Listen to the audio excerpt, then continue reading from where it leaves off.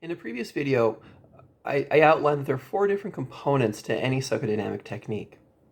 The second was bringing in a feeling into the room, focusing on one particular feeling. Now, it would be useful, I think, to use an example. So if we were, having a client come in and he's talking about his fiancée, that she just ripped up one of their first love letters that he had ever sent to her. What you as a clinician want to specifically ask is, what is the feeling towards her that you have for her having done that? Again, what are the feelings you're having towards her for having done that? This question is very specific. We're not asking for feelings in general. We're not asking for explanations. We're not asking for how he felt in the past. We want the feeling now. And we have a specific target towards her for doing that. Now, there are several different defenses that can come up in this sort of situation. The client might respond with some sort of intellectualization that, well, she was having a bad day. Okay, I hear she was having a bad day. But what were you feeling towards her for having done that? Bring it right back to the feeling. There could be vagueness. I didn't feel so good.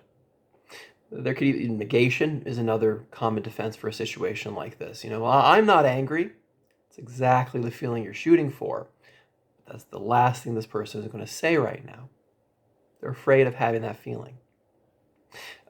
Secondary emotions are a common defense. And this sort of defense is a bit sticky because a client might start crying. And you'll think, well, that's an emotion, that's sadness. And it might. It genuinely might be that that's the primary emotion. But it might be that the primary emotion here is actually anger. And it's easier for the client to experience sadness as opposed for being angry. How could his fiancée do that? Displacement is another possible defense. That instead of answering, I felt angry, the client might describe, well, I punched a wall. So what you're going to be doing is, with every single defense, you were blocking it. You want to do so gently. You can validate that was the experience, the thought, the idea, that was the action, whatever the defense is. You can validate those. You don't want to rub the client's nose into it, but you always bring it back. You're clarifying it's the defense. I hear that could be one possible interpretation you're making. That's a very intellectual way of approaching this, but I'm asking for the feeling. I hear that's what you did. Fair enough. Maybe I probably would have also hit the wall too. I can definitely relate to that. But I'm asking instead, what's the feeling? Until you get a clear and decisive response, angry. Good. Now that you have angry, you can move to step 2. Specifically asking, again, we want to experience the feeling.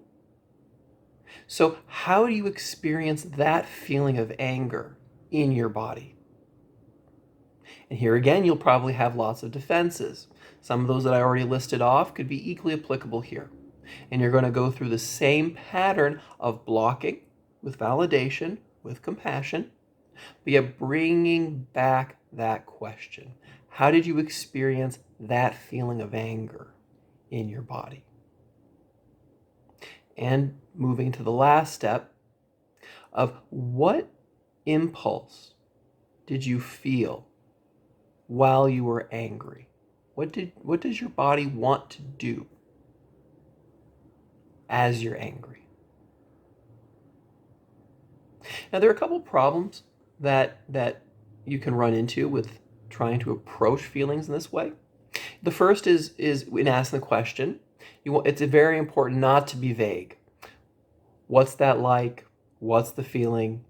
How did you feel about that? All those are too vague. Again, you want to identify, How did you feel towards that particular person or that particular event?